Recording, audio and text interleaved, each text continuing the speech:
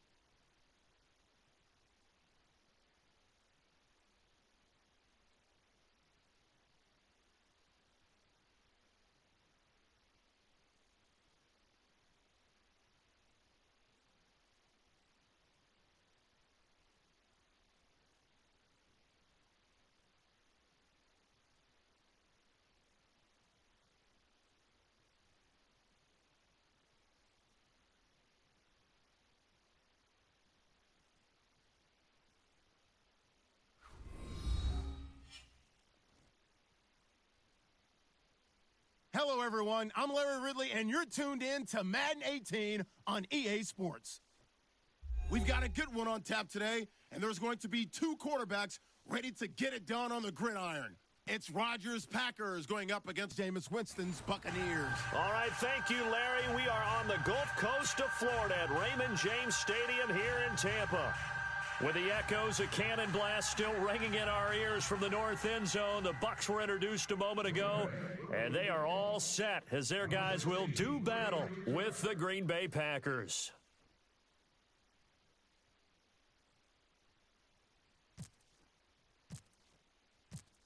The veteran kicker Mason Crosby set to do the honors here. And off we go from Tampa.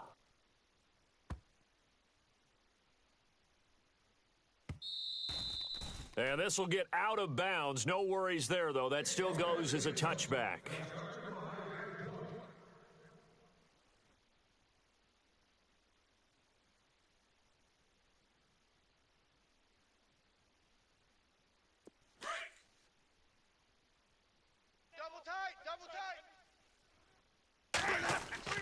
Winston now to throw on first down. He's got his tight end over the middle, O.J. Howard. That throw good for 4. It's second down. I think defensively you're okay with that. You're in the first quarter. He's going to get some catches, but they rallied to him quickly. And that's what you count on, and I like what you just said. First quarter. And look out. I think he's going to go. 20, 10, touchdown, Tampa Bay. Peyton Barber, 71 yards. And the Bucs have taken a first quarter lead. And personally, what a start for him to get in the end zone from that distance here on the first drive. And it has the defense tearing up their defensive goals for the game, doesn't it? Because nowadays, when we talk to all the coaches, they don't talk about limiting yards per carry and those things. They just talk about limiting explosive plays, whether it's through the air or on the ground. And anything an explosive play on the ground, usually, 10, 12-yard runs? This one was way more than that. They've got to go back to the drawing board and try and shut it down.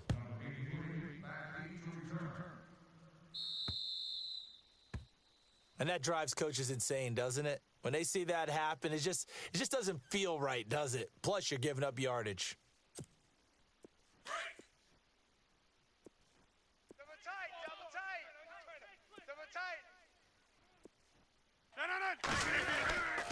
Rodgers hands to Montgomery. And not much room to operate as he'll get this up only to about the 41. Just a yard on the first down carry, so it's 2nd and 9.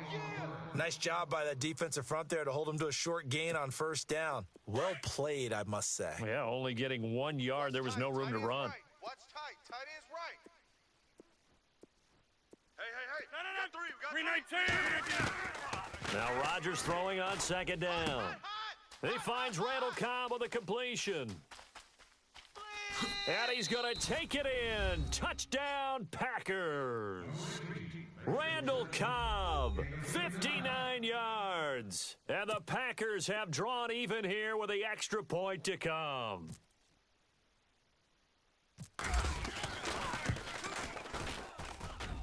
And his kick is good.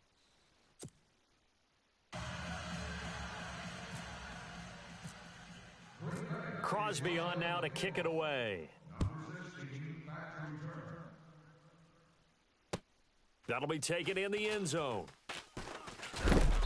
And he will be brought down here at about the 17-yard line. So the football switching hands here in just a second.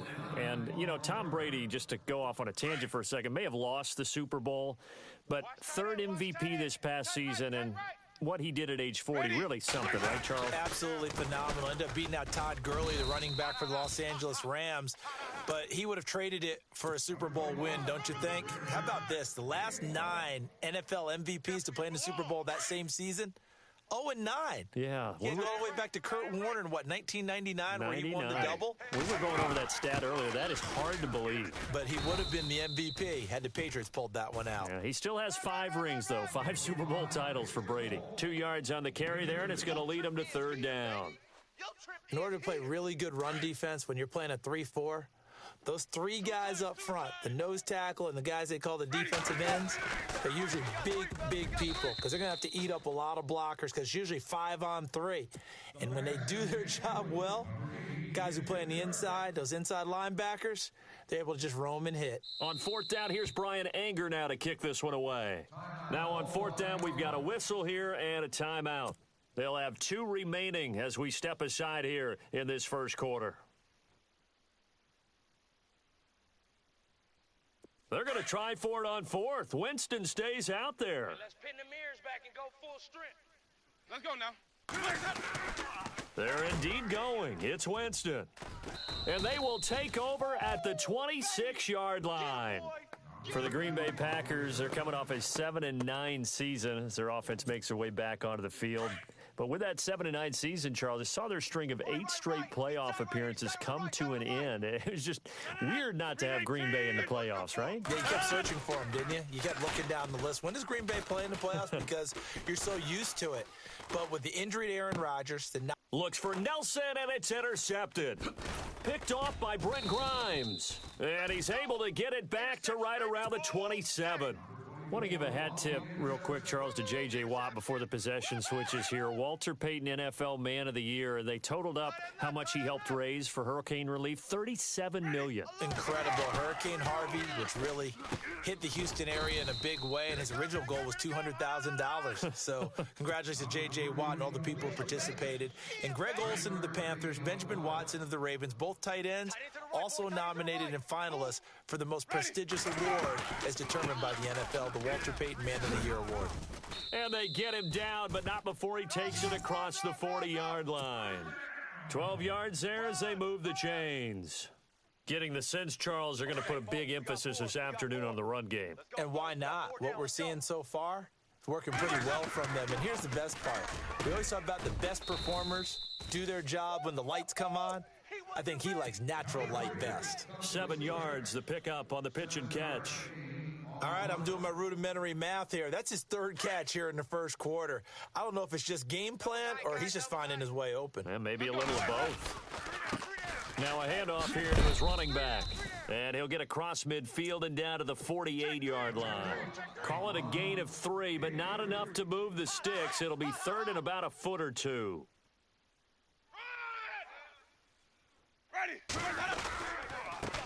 And to give this time to the tailback.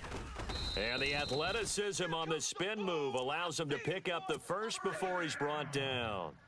Call it a gain of 7, and it gets him a new set of downs.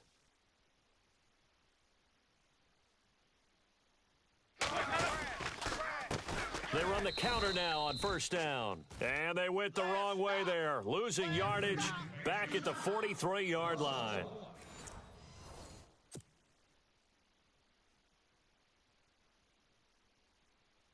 And here comes play number 6 on this drive.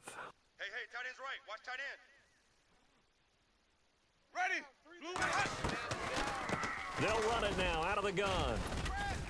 And he's going to take it down to about the 35 here. That's what they needed. It's an 8-yard gain, and now 3rd and 4 suddenly doesn't look so bad. They don't want it.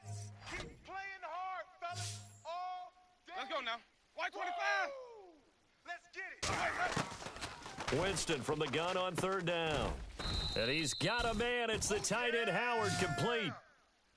15 yards through the air and a first down. When this offense can get their tight ends involved, they can move the football. Here, a nice route, able to look it in, and picks up the first down. Jameis to throw it. Throwing the out route and complete. That's Howard. And he gets it inside the 10 to the 9. 11 more on that one and another first down.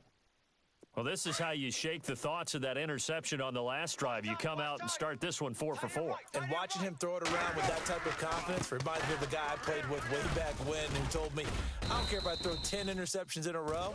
I'm going to stay confident, keep flinging it. I just figured there's something wrong with the football. That gets him 3 yards closer here as it brings up 2nd and goal.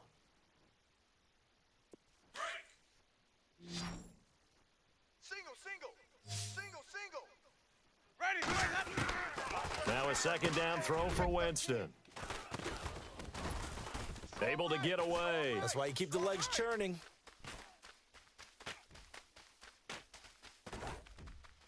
And he'll bring it all the way back, just a yard or 2 shy of midfield.